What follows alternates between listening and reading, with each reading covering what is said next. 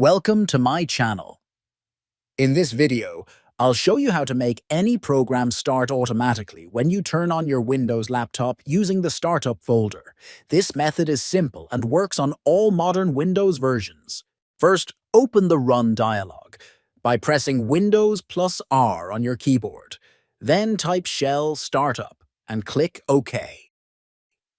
This will open the Startup folder, which is where Windows looks for programs to launch automatically when you start your computer. Now, find the program you want to start automatically. For example, I want to start up Google Chrome browser. Right-click on its shortcut, select Copy, then go back to the Startup folder and paste the shortcut there.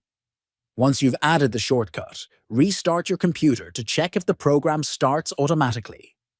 If everything is set up correctly, the program should launch as soon as Windows starts. That's it.